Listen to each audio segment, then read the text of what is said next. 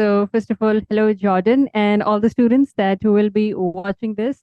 I am Rashmi Sheoran from India, and these days I am working with a startup that is known as Kalam Labs, and here we are combining space technology with games and with coding.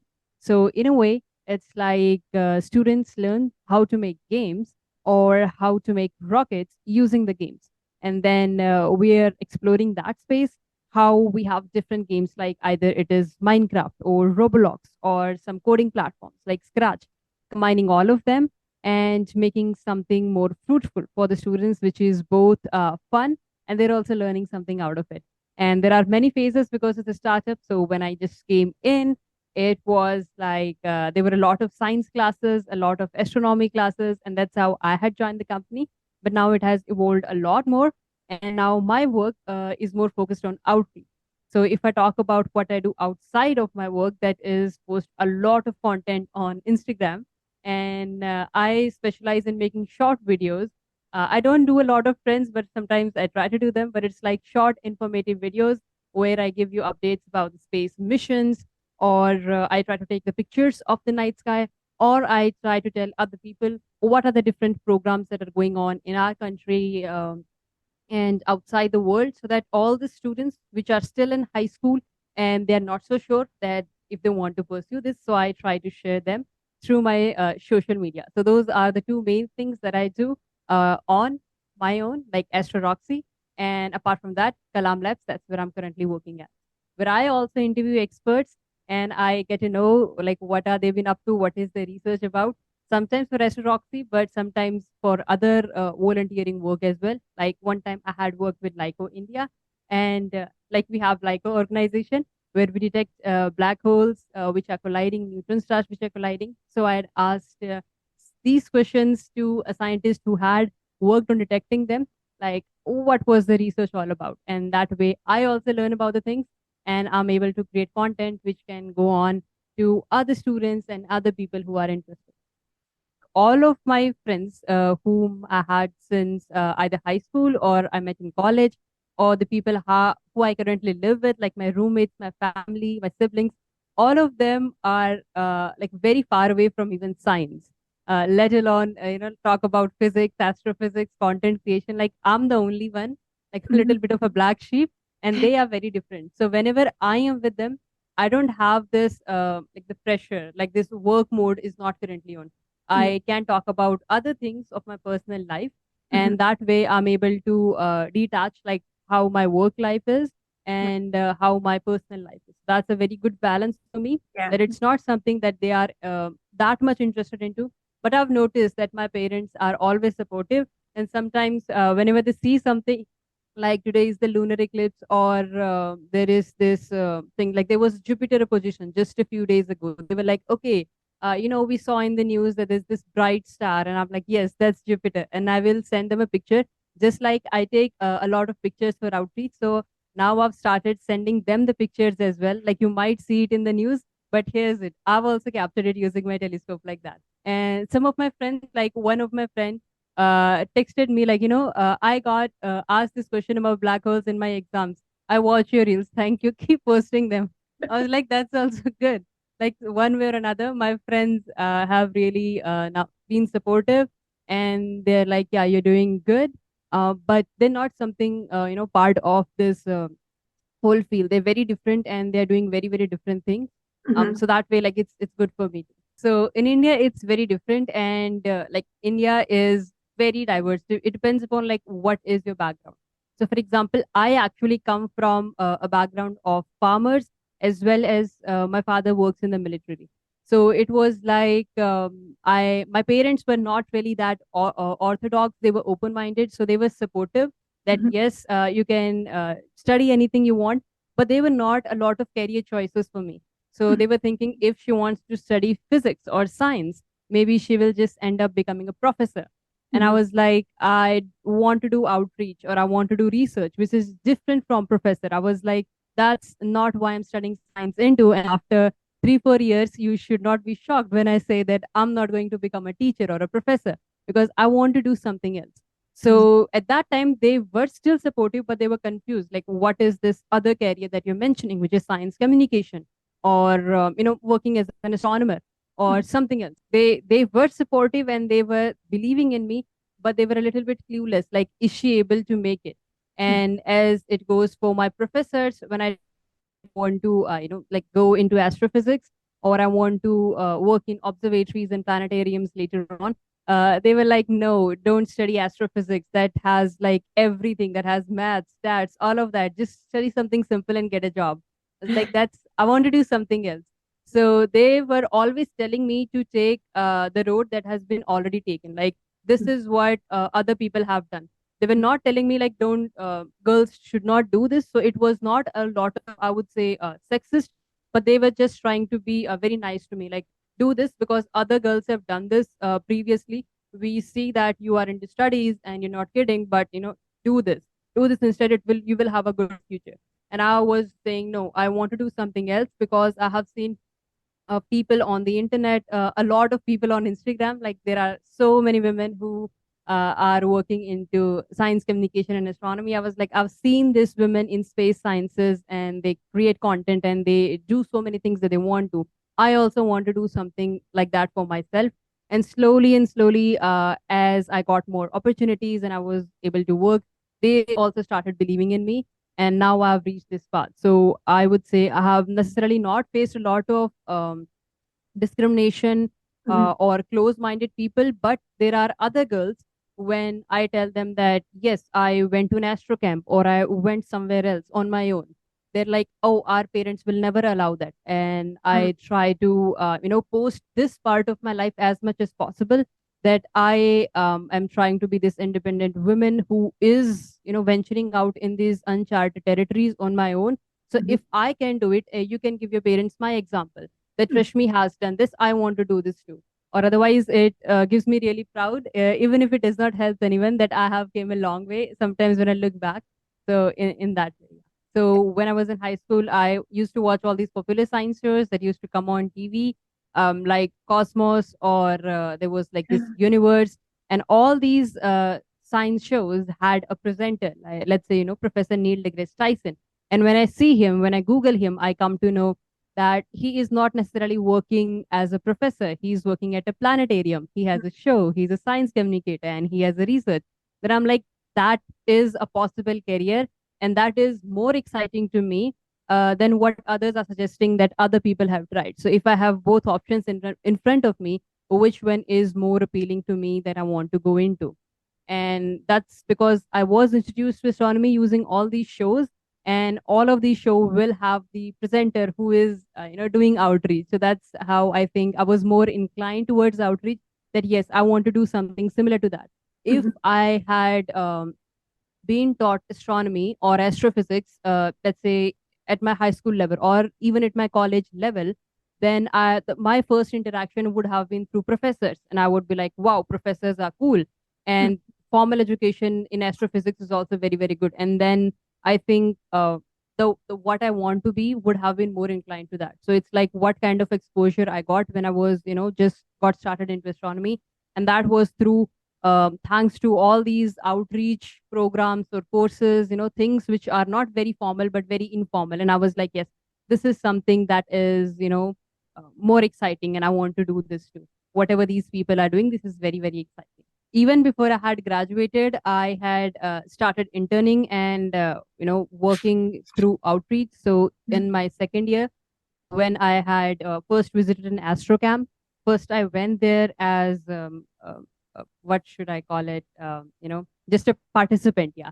First, I went as a participant. I was like, they're gonna show us a lunar eclipse through a telescope, and that was one of my first encounters to a telescope for a very long time. And then later on, I started interning for them for many months. And even in my third year of college, I volunteered at planetariums in the science museum that we had. And I was able to see this, that I was not so much interested into the education that we had currently, because I was studying in a very good university, but still I was feeling there was something off and I want to do something else. And I realized that I will give, time to working in the industry for a while and see if that is what is most appealing to me. So even before graduating, because of the COVID, it's like our whole exam deadline was changed. It was postponed for a few months. So when I came back home before my exams were over, I started interning for Space Nova, which was another company. And they were also a startup, and I started working on my skills with more seriousness. That's also when I first started to record videos and post them. Otherwise, it was something very different. So I changed a lot of things. Now I was at my home. I had a lot of free time. So I learned many new skills.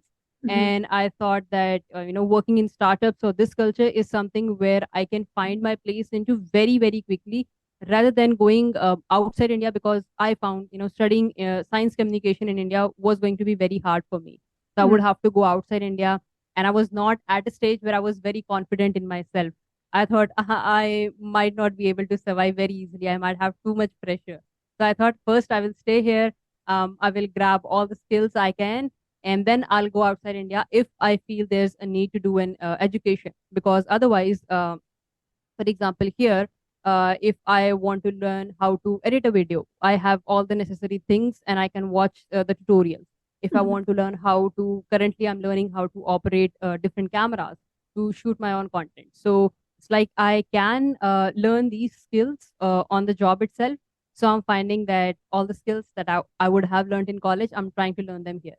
But if I feel after a few months or a year or two that I want to go back to a college, I want to study more, I will definitely go there.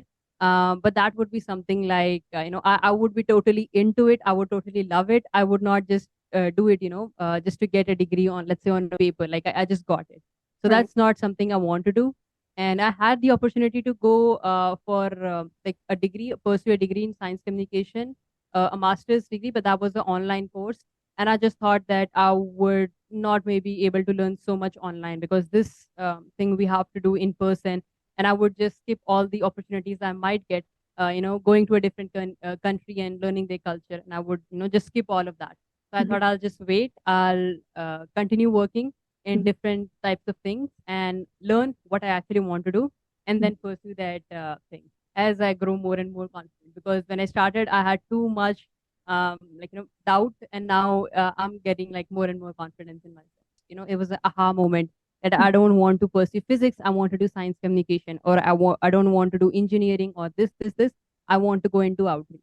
So Mhm. I figured that if all of these people were able to take a gap year for any reason, and then they were able to go back, so it's not a bad thing to do. And I Mhm. could also try it. Even in college, it's like just after a few days passed, after every 2 or 3 weeks, we would have either an assignment to submit or some, small tests are going on, some quizzes going on. And Mhm. then we had like 3, 4, main exams. And it's like there was too much to go on, and I would lose attendance. And I was just, it was not a very good thing to do. It's like I'm not able to focus on any of the things. Mhm. And then I would feel that what exactly should I do? I would feel like torn apart. Like, should I go here and like completely focus in my internship, or should I completely focus on my college? Because I Mhm. was not able to do both. And if I don't have that coming, even if I'm not doing an online degree, I'm like completely focusing on the work, then I feel that I can give my 100% here. And then however much energy I have, I can put that into creating content.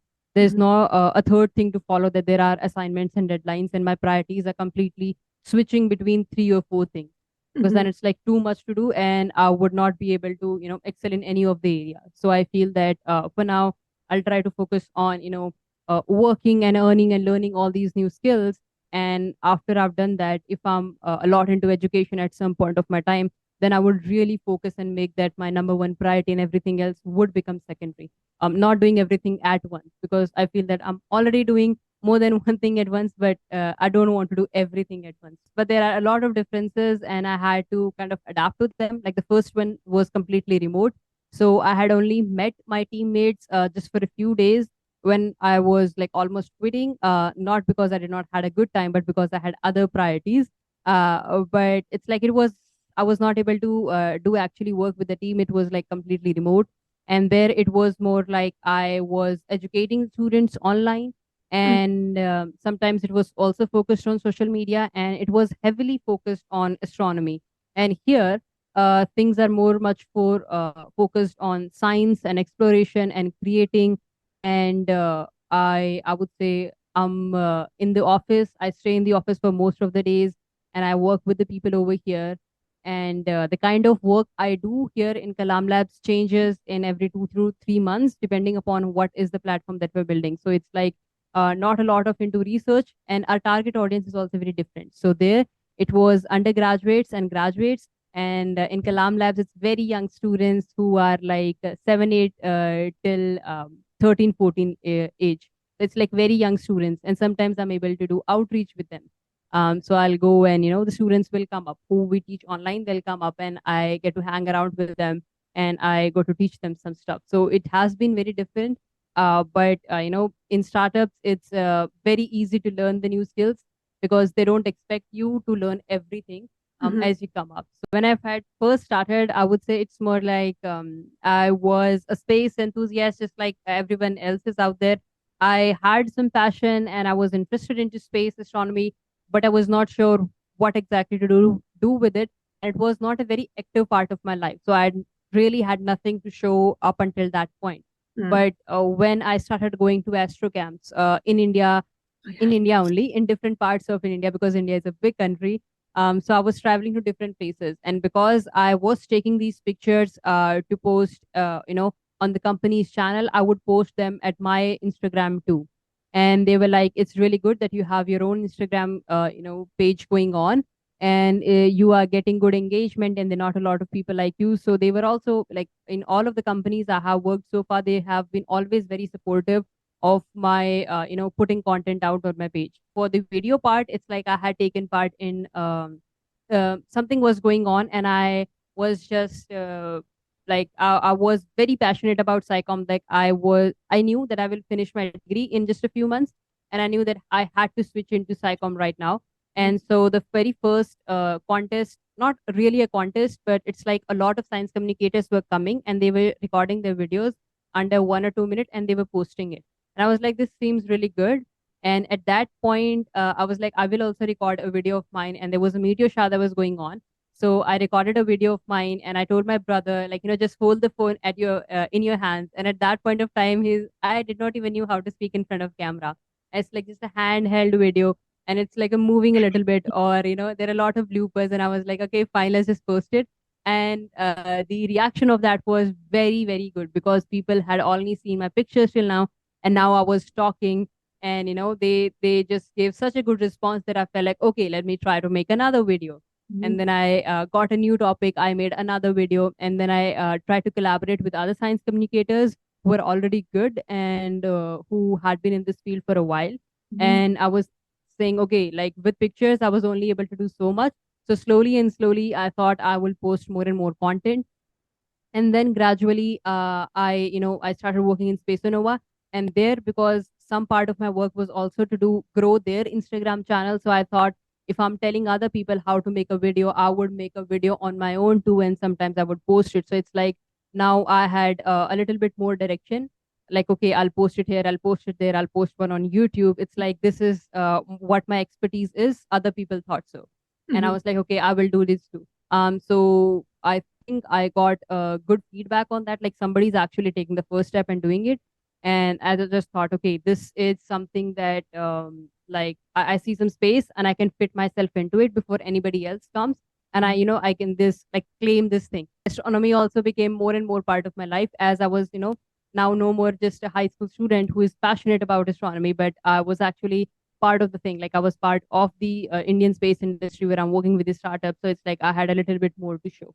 So that also helped me to give me more confidence and content. Definitely, a lot of people do reach out to me. I'm not able to say yes to all of them simply because they might just, they might not have thought about it so much, or maybe they're just starting it out. And I know that a lot of people start out, but they'll stop after just a few months or just a few days. So unless somebody has been doing it for a few months, I might not able to say yes. Or if they don't have the, like the good quality I search for, where they're not just posting anything without fact checking. So might not collaborate with them.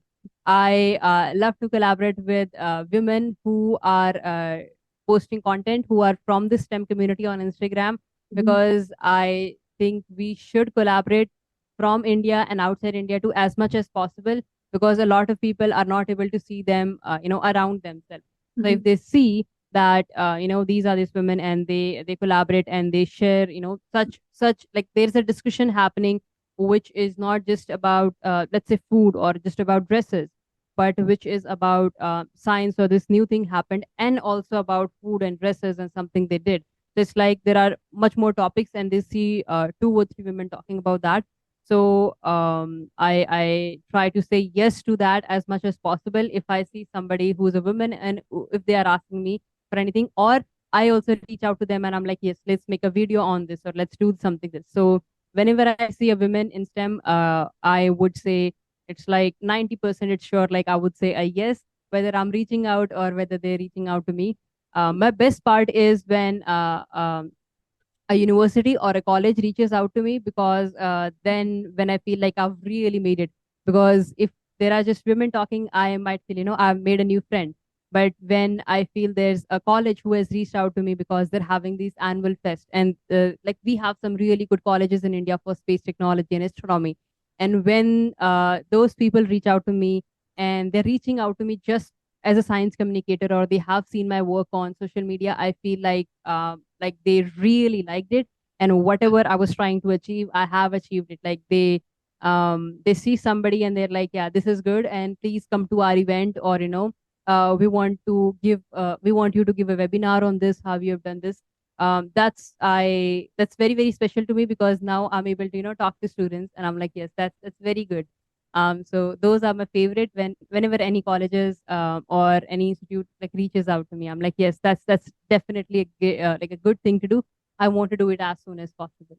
Very first company I had interned for, there I because I went as a participant in Astrocam. That's where my job was also. So I was the person who was who had to select a destination where to organize this astro camp, like all of these dark sky locations that we have, and then try to do a little bit of event planning, like, okay, let's make a poster, and let's invite these people, and then actually travel there with a telescope, and meet all these students, and show them how a telescope is used, show them the stars, do astrophotography. And that's when I felt, and I was able to do that when I was in my college, and that's when I knew like this kind of life is possible. Now there are career opportunities like this in India, and I'm able to actually like travel uh, at very, very good locations, and I actually get paid for it. So I was like, this is very, very good, and there should be more and more astro camps. So I was like very excited when that happened. And in the last half of my college, I was like so happy that I'm able to just step outside of my comfort zone, and just be around other people who are doing it, whether it's the young kids or it's the students same age of myself and who are pursuing this. So it's like I saw a lot of people who were doing it.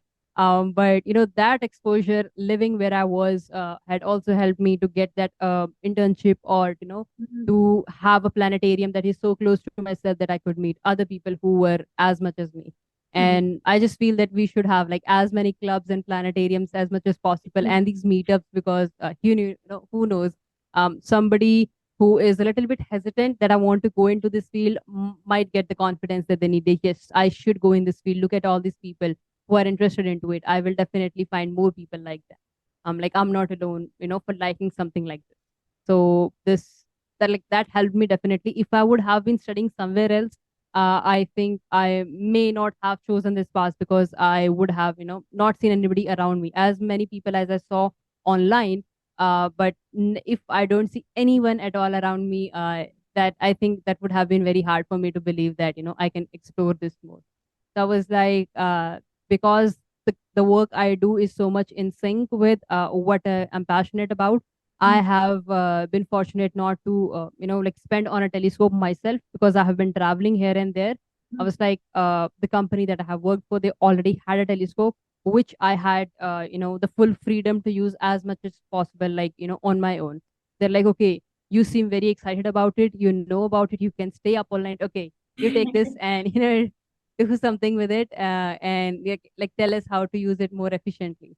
So I have been like, privileged in that way to use the telescope.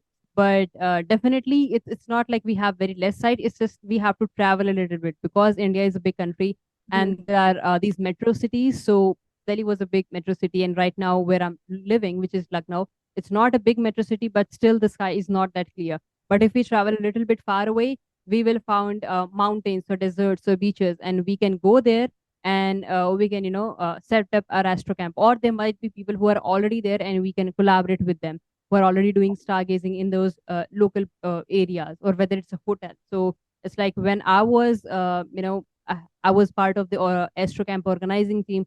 I had seen like how different astro camps might be organized.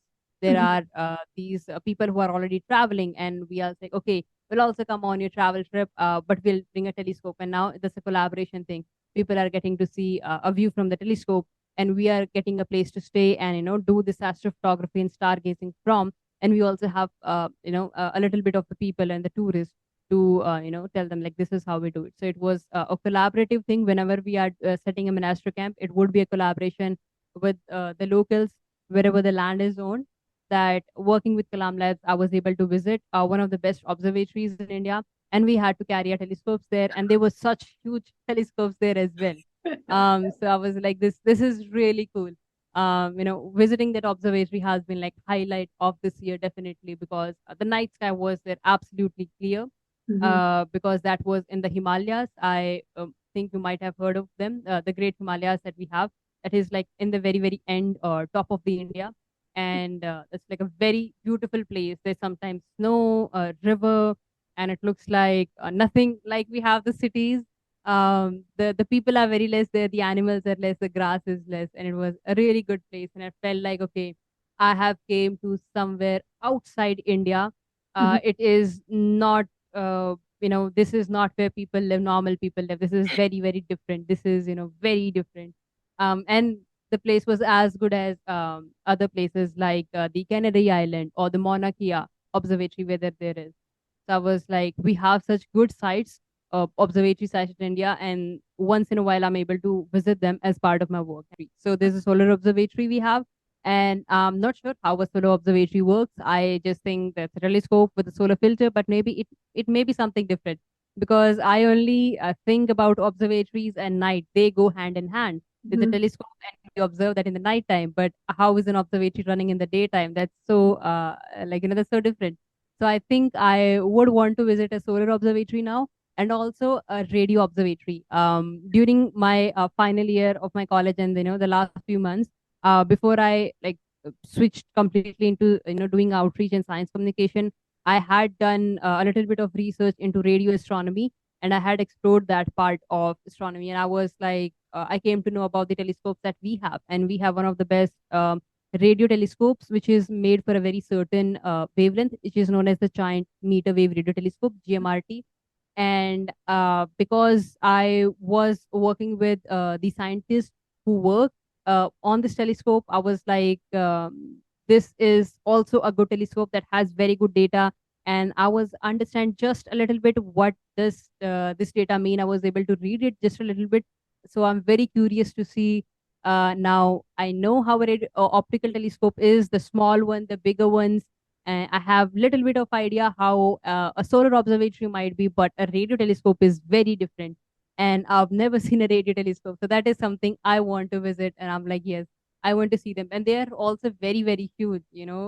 As long as like kilometers apart. So I want to see that how different it is. I've only read it about it in the books, or watched it, or heard from the professors or the scientists who have worked with the data. So that is something I want to still visit, and that's on my list. Like I want to visit a solar observatory, a radio observatory. Yes, so there is something known as IASC, which is the International Asteroid Search Collaboration. And Okay. this is something that I think your students will also love to know, because they take students from all across the world, and it happens all of the months. So what happens is they work with, I think, the Penn Stars Observatory, and also like the NASA. And what they do is they give us data from this Penn Star Observatory. It comes like we will get some sets of data if we register for it, and Mhm. then they also give us a software. Like this is the software you have to use to analyze these images, and you have to scan them, and you have to flick them together and see if something is moving, just like they had shown in that movie Don't Look Up.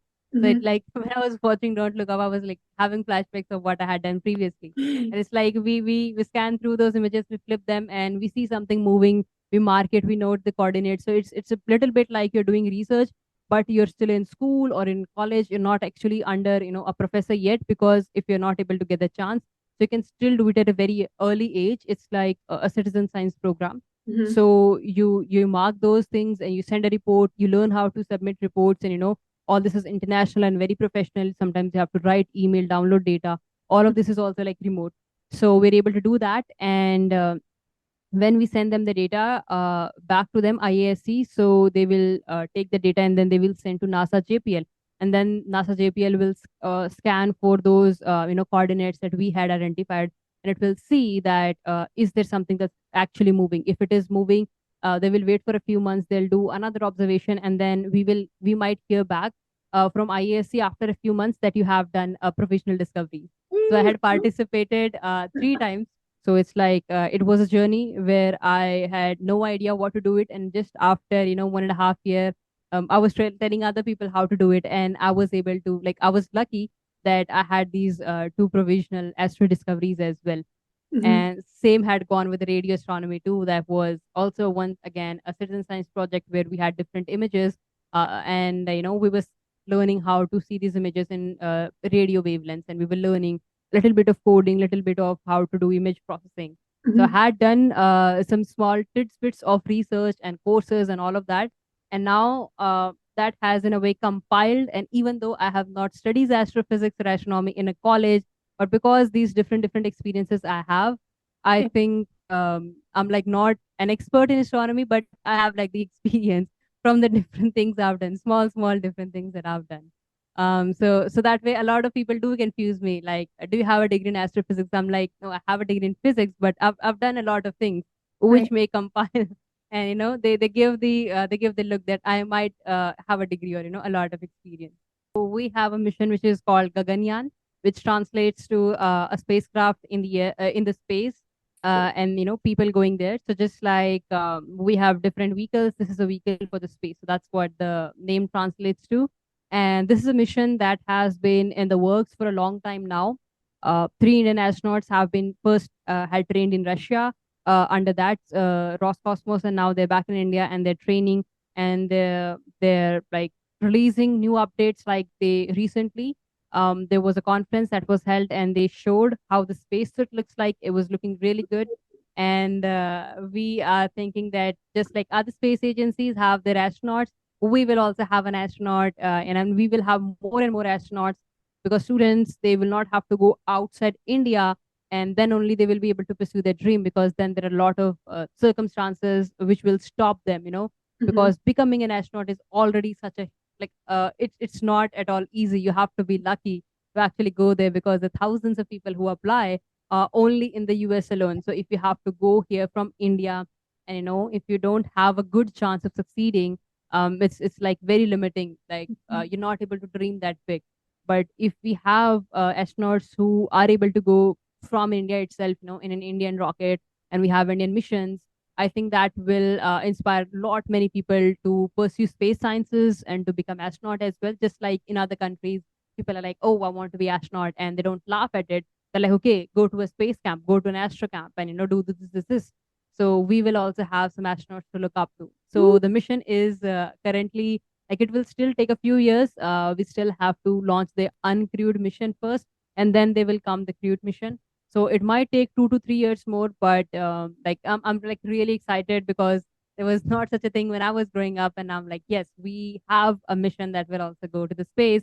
And ISRO has like these big rockets that they're working on. So and all these startups also that are collaborating, just like in the US there's NASA and SpaceX. So in Mm-hmm. India also there's ISRO and all the smaller space agencies that are coming up. They're not as big. Like there's no one big space agency like SpaceX, but they're like really tiny ones. And I think ISRO is going to, in the coming months as well. They are going to collaborate with them for Gaganyaan mission and for all the other missions, for satellite, rocket fuel, all of these things. Because some of people I'm in touch with of the Indian space industry, I see them building these things. When I say That I know a lot of founders, so that's what I mean. Like, okay, these people, they were just college students, and now they have their own companies and they're making rockets or satellites or fuels. So I see such like good things that are going to happen, which were not possible just a few years ago. So I'm very, very optimistic where the Indian space industry is going headed towards, and not just in India, but I think in other countries too, which are the third world countries or the developing countries, that like space is one thing where they can collaborate with other people, because I feel like space is for everyone, and this is something that people can collaborate. And they see it as either as a business opportunity, or they just see that humanity has to explore either of the two reasons. But I think in all the other countries as well, this space exploration, space industry is growing. And definitely, as I'm an Indian, I can say in India it is definitely growing. And we have some satellites and some rockets launching this year itself before December, and next year, like we will have other big things that are happening. So I'm fortunate that now I don't feel that I have to like go outside India only, then only things are possible.